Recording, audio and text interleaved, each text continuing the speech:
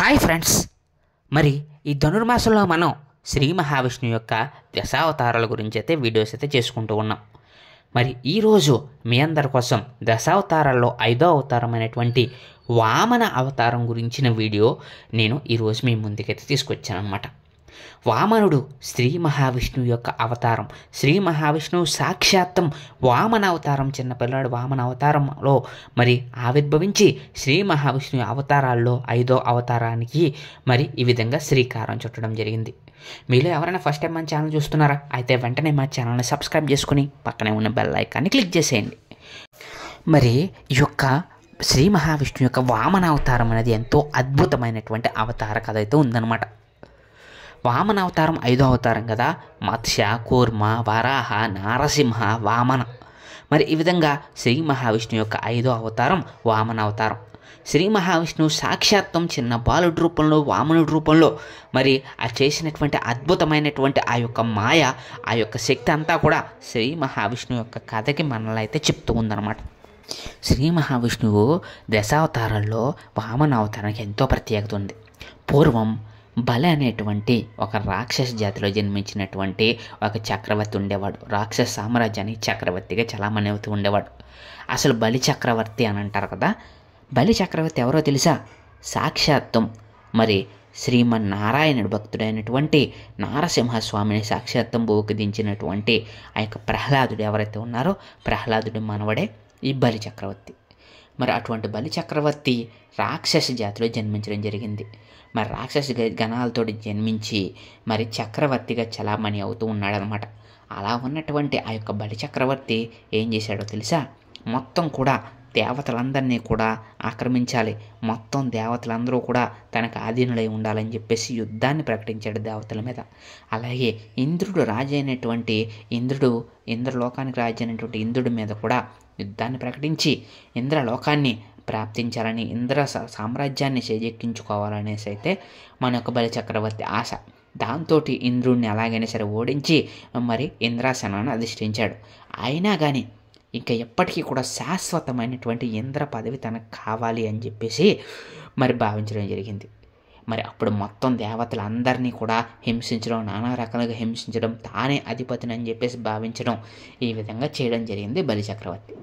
మరి బలి చక్రవర్తి కోరికేంటి? శాశ్వతంగా తానే ఎప్పటికీ కూడా ఇంద్రుడిగానే ఉండాలి, ఇంద్ర పదవి తనకి శాశ్వతంగా కావాలి అని అనుకున్నాడు. అప్పుడు తన గురువైనటువంటి శుక్లాచార్యునికి ఈ విషయం చెప్తాడనమాట. అప్పుడు శుక్లాచార్యుడు ఏం చెప్తాడో తెలుసా? అది అంత సులభం కాదు. నువ్వు ఏదైనా సరే ఇంద్ర పదవి శాశ్వతంగా కావాలి అంటే 100 యజ్ఞాలు చేయాలి. ఆ 100 యజ్ఞాలు చేసినటువంటి ఫలితం నీకు వస్తే నువ్వు శాశ్వతంగా ఇంద్ర పదవిని పొందుతావు అని చెప్పేసి అయితే చెప్తాడు. మరి దానికి అంగీకరించినటువంటి బలి దానికి సంబంధించి యజ్ఞ యాగాదులను సిద్ధం చేసుకుని యజ్ఞాలు చేయమని గురువునైతే ఆదేశిస్తాడు. గురువు ఆజ్ఞ కోరతాడు. గురువు శుక్లాచార్యుల వారైనటువంటి గురువు గారు కూడా ఆ యజ్ఞానికి సమ్మతించి 100 యజ్ఞాలని కంటిన్యూస్గా ఆపకుండా 100 యజ్ఞాలు చేసి ఆఖరి యజ్ఞం వరకు కూడా చేసి ఆ యొక్క ఫలాన్ని కనుక బలి చక్రవర్తి కనుక సంపాదించగలిగితే బలి చక్రవర్తి శాశ్వత ఇంద్ర పదవి మొత్తం దేవతలందరికీ కూడా అధిపతి అయిపోతాడు. మరి దానికి మొదలు పెట్టడానికి మరి ఇద్దరు కూడా గురువు శిష్యులు ఇద్దరు కూడా మొదలు పెట్టడానికి ప్రారంభించారనమాట. అప్పుడు దేవతలందరూ భయపడిపోయి మరి శ్రీ మహావిష్ణువుని ప్రార్థించారు. వెంటనే శ్రీ మహావిష్ణువు ఊరుకుంటారా? శ్రీ మహావిష్ణువు యొక్క శక్తి నుంచి మరి సరికొత్త రూపాన్ని సృష్టించుకున్నాడు. శ్రీ మహావిష్ణువు ఆట ఎంత గొప్పదో కదా. ప్రతి అవతారానికి ఒక్కొక్క అద్భుతమైనటువంటి కథ ఉంటుంది. మరి ఇలాంటి కథలే కదా మనం చిన్నపిల్లలకి చెప్పవలసింది.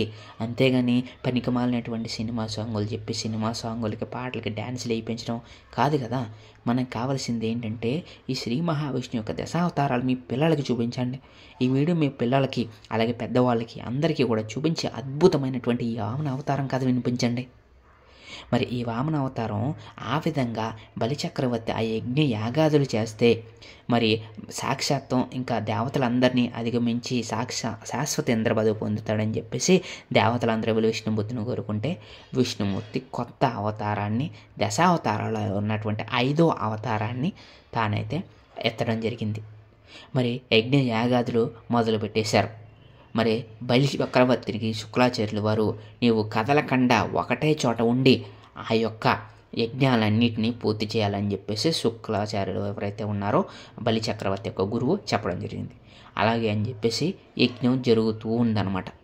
అప్పుడు శ్రీ మహావిష్ణువు ఒక బాలుడు రూపంలో చేతిలో ఒక విధమైన ఒక ఛత్రాన్ని పట్టుకుని కమండలాన్ని ధరించి చిన్న బాలుడు రూపంలో బలిచక్రవర్తి యజ్ఞ చేస్తున్నటువంటి ఆ యొక్క హోమశాలకైతే రావడం జరిగింది.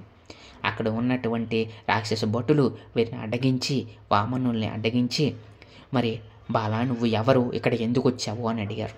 వెంటనే ఆ యొక్క వామన రూపంలో ఉన్న శ్రీ మహావిష్ణువు ఏం చెప్పాడో తెలుసా? నేను ఒక భిక్షువుని, భిక్షాటన చేసుకుంటున్నాను, కాబట్టి నాకు భిక్ష కావాలి. మీ యొక్క రాజు అయినటువంటి బలి చక్రవర్తిని మరి నేను భిక్షగా అడగాలనుకుంటున్నాను, కాబట్టి దయచేసి బలి చక్రవర్తి దగ్గరికి నన్ను తీసుకెళ్ళండి అని చెప్పేసి అయితే చెప్పడం జరిగింది. అలా అనగానే వెంటనే హోమం చేస్తున్నటువంటి బలిచక్రవర్తి దగ్గరికి మీకోసం ఒక చిన్న బాలుడు యాచకుడు వచ్చాడు, మిమ్మల్ని యాచించాలని వచ్చాడు, కాబట్టి ఆయన ఎంత చెప్పినా వినట్లేదు, ఆ బాలుడు ఎంత చెప్పినా వినట్లేదు, మిమ్మల్ని ఎలాగైనా కలిసి మీ నుంచి యాచించాలని ఆ యొక్క బాలుడు అర్థిస్తున్నాడని చెప్పడం జరిగింది. వెంటనే బలిచక్రవర్తి సరే తనని పంపించండి అని చెప్పారు. అప్పుడు వెంటనే శుక్రాచార్యులు వారికి అర్థమైంది, ఎందుకంటే ఈ యొక్క యజ్ఞాన్ని ఆపడానికి దేవతలు ఏదో ఒక రూపంలో వస్తారని శుక్రాచార్యుల వారికి తెలుసు. అప్పుడు వెంటనే శుక్రాచార్యుల వారు ఏం చెప్పారో తెలుసా? బలి, నువ్వు ఈ యాగానికి వచ్చేటువంటి ఆటంకాలను దాటుకోవాలి. ఇప్పుడు ఎవ్వరికి కూడా అనుమతి ఇవ్వద్దు, ఎందుకంటే శ్రీ మహావిష్ణువు సాక్షాత్తు ఏ రూపంలో అయినా రావచ్చు, కాబట్టి నీ యొక్క యజ్ఞాన్ని నాశనం చేస్తే నీకు యజ్ఞఫలం దక్కదని చెప్పేసి అయితే హెచ్చరిస్తాడు. కానీ బలిచక్రవర్తి అవి పట్టించుకోడనమాట. వెంటనే ఆ బాలుని పిలిపించండి, తను యాచించడానికి వచ్చాడు, తనకి చిన్న బాలుడికి నేనేమీ ఇవ్వలేకపోతే అది నాకన్నా ఇంకా హీనుడు ఇంకెవరు ఉంటారని చెప్పేసి రప్పిస్తాడు. అలా రప్పించగానే శ్రీ మహావిష్ణువు బాలుడు రూపంలో ఉన్నాడని బలిచక్రవర్తి తెలియదు. అప్పుడు బలిచక్రవర్తి ఏమన్నాడంటే, బాలా నువ్వు ఏమి కావాలో కోరుకో, నువ్వు ఎంత కావాలంటే అంతా కోరుకో, కానీ అది తక్కువ కాకుండా చూసుకో, ఎందుకంటే నేను ఒక మహా చక్రవర్తిని, కాబట్టి నా చక్రవర్తి దగ్గర నువ్వు కోరుకునేది ఎలా ఉండాలంటే అపరిమితమైంది ఉండాలి అని చెప్పడం జరిగింది. వెంటనే శ్రీ మహావిష్ణువు రూపంలో ఉన్నటువంటి వామన బాలుడు ఏమని చెప్పాడో తెలుసా? బలి చక్రవర్తి, నాకు 3 అడుగుల నేలను దానమివ్వండి చాలు అని అన్నాడు. వెంటనే బలి చక్రవర్తి నవ్వి ఏం చేశాడో తెలుసా? 3 అడుగులు నేడ కావాలా, అంతేనా? మహాచక్రవర్తి అయిన నీకు నేను 3 అడుగులు దానం ఇవ్వలేనా?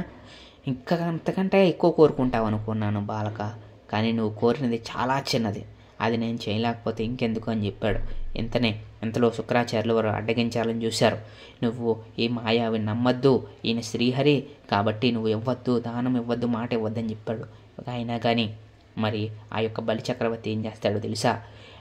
ఎవరు ఏం చేయడానికి వచ్చినా సరే, ఆ శ్రీ మహావిష్ణువు అయినా సరే, దానికి నేను 3 అడుగుల నేలనైతే దానం అయితే ఇస్తానని చెప్పేసి ఆ యొక్క కమండలను నీరు తీసి నీకు నేను 3 అడుగులని నేలని దానం అయితే ఇవ్వబోతునిస్తున్నాను, నీకు ఎక్కడ కావాలంటే అక్కడ 3 అడుగులు తీసుకో అనేసి అయితే బలి చక్రవర్తికి వామనుడికి చెప్పడం జరిగింది.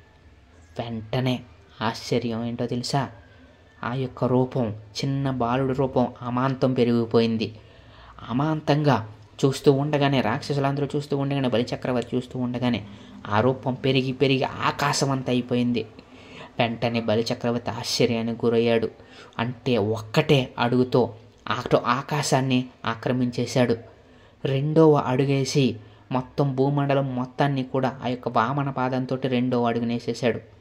వెంటనే బలిచక్రవర్తికి అర్థమైపోయింది, ఆహా ఏమిటి విష్ణుమాయ, శ్రీ మహావిష్ణువు సాక్షాత్తం నా నుంచి దానం అడిగి తీసుకుంటున్నాడా అని చెప్పేసి ఎంతో అద్భుతంగా, చాలా అద్భుతంగా, ఆహా ఏంటి శ్రీహరిమాయ అని చెప్పేసి వెంటనే కళ్ళు తెరుచుకున్నాయి. దేవా శ్రీహరి నన్ను క్షమించు అని చెప్పేసి అయితే అడగడం జరిగింది. అప్పుడు శ్రీ మహావిష్ణువు ఏం చేశాడో తెలుసా? నీ గర్వంతో, నువ్వు రాజు అనే గర్వంతో నాకు 3 అడుగులు నేలనిస్తానన్నావు. ఇప్పుడు నేను 1 అడుగుతో ఆకాశాన్ని ఆక్రమించాను, 2వ అడుగుతో భూమి మీదకి వెళ్ళిపోయింది. సో భూమి ఆకాశాలు మొత్తం అన్నీ కూడా ఆక్రమించబడినాయి. నేనైతే మొత్తాన్ని కూడా ఆ యొక్క 2 అడుగులని తీసుకున్నాను. 3వ అడుగు ఎక్కడ ఇవ్వమంటావు బలి అని అడగడం జరిగింది. వెంటనే ఇంకా అంతకంటే అద్భుతం ఉంటుందో చెప్పండి. శ్రీ మహావిష్ణువు సాక్షాత్తం తన పాదాన్ని ఎక్కడ మోపమంటావు అని అడిగితే బలిచక్రవర్తి ఆనందించి ఎంతో ఆనందంగా తన శిరస్సుపై మోపమని చెప్పడం జరిగింది. శ్రీ మహావిష్ణువుని బలిచక్రవర్తి, స్వామి ఎక్కడో ఎందుకు స్వామి, మీకు నా యొక్క శిరస్సు మీద మీ పాదాలని తాకించండి అని చెప్పడం జరిగింది.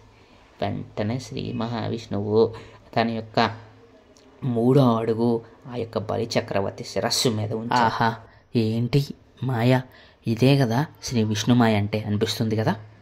ఈ విధంగా శ్రీ మహావిష్ణువు బలిచక్రవర్తిని మరి ఆ విధంగా తన పాదంతో ఆ యొక్క అనుగ్రహించడం జరిగిందనమాట. మరి ఈ విధంగా శ్రీ మహావిష్ణువు బలిచక్రవర్తికి ఉన్నటువంటి మదాన్ని వెంటనే కూడా తొక్కేయడం జరిగింది. మరి చూశారు కదా శ్రీ మహావిష్ణువు ఈ యొక్క వామన అవతారంలో శ్రీ మహావిష్ణువు యొక్క ఆవిర్భావం గురించి. మొత్తం తానే ఉన్నాడు, భూమండలం ఆకాశమండలం మొత్తం కూడా తానే ఉన్నానని తెలియజెప్పేటువంటి అద్భుతమైనటువంటి అవతారం. మరి ఆ విధంగా శ్రీ మహావిష్ణువు 3వ అడుగు వేయగానే బలిచక్రవర్తికి వెంటనే కూడా మోక్షాన్ని ప్రసాదించడం జరిగిందనమాట. మరి ఆ విధంగా శ్రీ మహావిష్ణువు అవతార కథలన్నీ కూడా ఎంతో అద్భుతమైన కథలండి. ఒక్కటి కాదు, ఈ యొక్క వామన అవతారం చూస్తే చిన్న పిల్లవాడే కదా అనుకున్నాడు, కానీ 3 అడుగులే కదా అనుకున్నాడు. కానీ శ్రీ మహావిష్ణువు విశ్వం మొత్తం వ్యాపించి ఉన్నాడని గ్రహించలేకపోయాడు. భూమండలము ఆకాశము ఎక్కడ చూసినా ఏ జీవులో చూసినా కూడా శ్రీ మహావిష్ణువే ఉన్నాడని ఎన్నో అవతార కథలు శ్రీ మహావిష్ణువు దశావతార కథలు అయితే చెప్తూ ఉన్నాయన్నమాట. మరి మీ వీడియో మీకు ఎలా అనిపించిందో మాకు కామెంట్ సెక్షన్లో కామెంట్ చేసి, మరి మరిన్ని ఇలాంటి వీడియోస్ కావాలనుకుంటే కనుక మా ఛానల్ని సబ్స్క్రైబ్ చేసుకుని పక్కనే ఉన్న బెల్ ఐకాన్ని క్లిక్ చేసేయండి. Thank you friends, thank you so much.